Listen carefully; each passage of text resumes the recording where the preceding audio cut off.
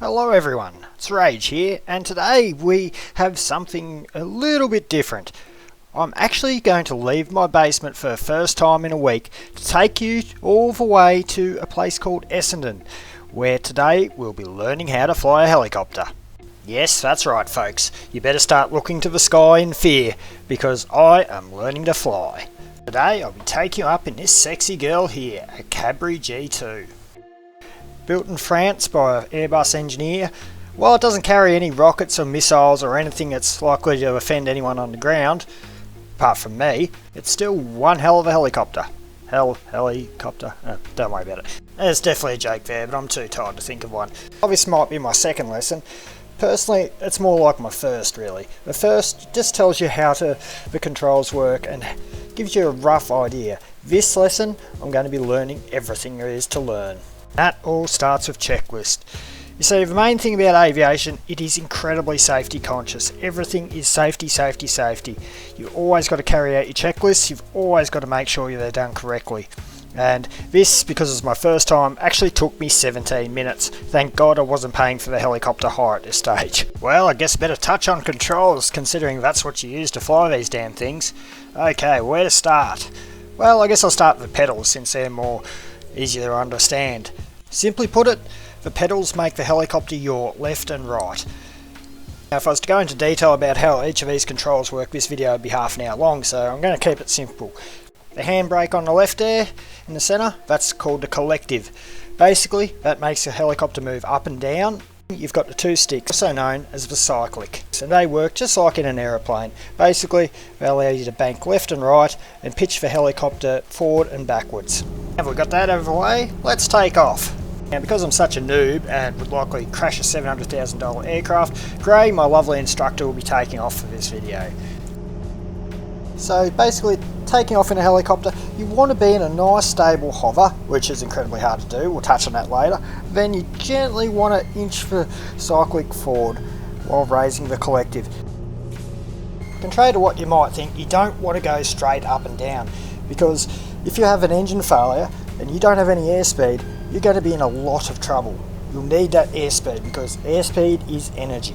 And I've got to keep this video simple, so basically you want airspeed. No airspeed equals very bad. But because I'm flying, of course there's going to be issues, and I'm just about to encounter one. It seemed I didn't secure my door properly, which promptly decided to fly open mid-flight. While this might seem like a trivial problem, this exact thing actually cost 2 lives in a helicopter crash back in 2012. Fortunately I knew about this incident, so I just handed control over to Gray, my instructor, while I finally secured my door properly this time. And if you're wondering why on earth there's a bit of Grandma's knitting wool stuck to the windscreen, well, this is what it is. It's called a trim string, and basically it tells you if you are flying in a straight line or if you're actually crabbing, as Gray's demonstrating here. By putting a bit of pedal input in, you'll see the helicopter's no longer flying in a straight line and the string will be at a weird angle. So basically, you want to keep that string nice and straight. That means you're flying in a nice steady straight line. The thing Gray was trying to teach me here was basically, if you want to control airspeed in a helicopter, it's all about the angle that you're flying in. If you keep the horizon at a certain point in your windscreen, without touching your collective, you will maintain the airspeed you're flying at. So if you're flying at 50 knots at a set angle, no need to look at your fancy instruments, all you need to do is hold that angle, so just keep looking out the windscreen. Now, in this clip I want you to just watch my right hand on the cyclic and see how much I move it. One thing Gray keeps repeating to me is that the best helicopter pilots are dumb and lazy. Dumb because they don't overthink things, and lazy because they don't move the controls much. And that is something, if you want to fly a helicopter, you really need to remember. Less is more. Because as you probably didn't see, I barely moved the controls, and that was a fairly decent bank angle there. Controls of a helicopter are just incredibly sensitive, and it's so easy to get upset. Helicopter, that is, because you'll be loving life regardless. One of the best parts about being a pilot is you constantly have to look out the windscreen. And trust me, a GoPro does not do it justice. Wait till you see a view like this with a Mark 1 eyeball. Here I am flying over Williamstown Beach, slowly turning down the Yarra, and oh my goodness, is it amazing. You just words cannot describe. Video cannot describe. It's just something you really got to experience for yourself, especially when it's actually you there flying the machine. As we fly in over Yarra, that's Williamstown down to our bottom left there, and to our right is the Port of Melbourne. You're flying over areas where you've spent a lot of time, even grown up in. Flying above it for the first time is just so amazing. You just point down and you know every street, and the level of freedom is just, once again, words cannot describe. Growing up, Port Melbourne was my second home, and here I am at about 700 feet above it, flying along, and I just had to include this beautiful view of the city as we turn slowly on to, well, CityLink really, because roundabout below us is the infamous Montague Street Bridge and of course CityLink. Although I do admit Docklands Precinct is in desperate need of urban renewal because the architects who have designed those buildings have taken too much LSD. They all need to be demolished and replaced with something more respectable that looks like a building. And as we fly over the Bolte Bridge, a waste of a bridge if you ask me, they could have made something that actually looked half decent, you'll come across the giant pile of scrap metal, otherwise known as the Ferris wheel, which has been closed since because A, and B, who really wants to have magnificent splendid views of an industrial area and a port? Like really, shipping containers? Yeah, I'm not going to pay to see them. If they put the Ferris wheel at a lovely place such as St Kilda Beach, I'm sure it'd be a commercial success. But in its current location, all it is really doing is providing probably habitat for pigeons. Yeah, I can't really think of anything else. It was time to return to the airfield.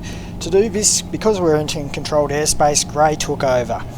As I was complimenting Essendon Airport on being very thoughtful and having a little figure eight area for planes to turn around if they head the wrong way and try and take off on a wrong runway, Gray mentioned to me, what would you do right now if there was an engine failure? And while my answer of memory items, collective down, was correct, he then proceeded to simulate an engine failure and do a procedure which is called an auto-rotation. Once again, contrary to popular belief, if you have an engine failure in your helicopter, you're not going to just immediately fall out of the sky like a brick.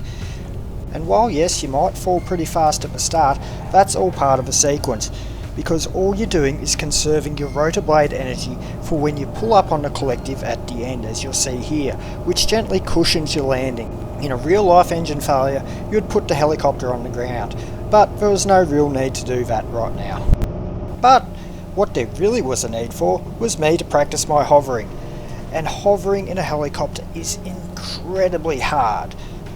And I know, you're all sitting there at home laughing at me. Well, go ahead. Laugh as much as you want, because I would love to see you give this a go, because it is just so hard.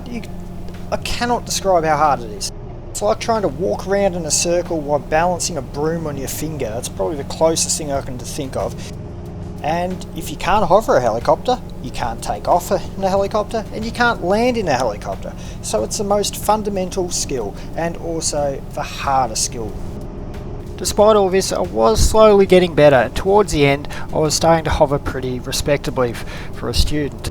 Might look bumpy inside. If you had an outside view, I don't think it would look as bad as here. But Houston, we had a problem. After my earlier erratic hovering, and a few quick air transits by Gray, followed by a quick stop technique demonstration, my stomach was starting to feel rather queasy indeed. And at around $1,000 an hour, I was really fighting to keep the contents of my stomach inside me. But I was breaking. I was sweating like a pig and I could not hold it in. I had to say, Gray, we've got to put her down. I've got a problem. But one thing I was to find out is that hiring a helicopter, it's much like a taxi. There is actually an hour meter that when you're above a certain engine RPM will be ticking along, charging you $600 an hour to hire the damn thing. So Gray promptly reduced engine RPM and my bank account breathed a sigh of relief. After my stomach settled down, we did a bit more hovering practice, but time was running short. Well, more like my bank account was running short of money. So we air transited back to the hangar. And yes, while going for your normal pilot's license might be a hell of a lot cheaper, you sure as hell can't travel back to the hangar in style like you can in a helicopter. After all, taxiways are for fixed wing plebs, not us. Gotta sound like an instructor now. If only I could fly like one. Well, just time in a second. So, what do you reckon? Are you guys ready to give it a go? Because I'll tell you how you can, and surprisingly, for your first flight, it is a hell of a lot cheaper than what you might think. I'll leave a link in the description down below for Melbourne Heli. I'd highly recommend you give them a call because for under $500 you too can pilot a helicopter. But I'd highly recommend you choose the pilot experience plus hovering, just so you can see for yourself how hard it really is. And also massive shout out to Gray, my instructor, who has been absolutely phenomenal and very patient and very trusting too. Well folks, that about does it for this video. Thank you so much for watching, and I really hope if you get something out of this, it's that you really want to try flying a helicopter because it is incredibly rewarding. I'd highly recommend it to anyone, and don't think you can't do it because you can.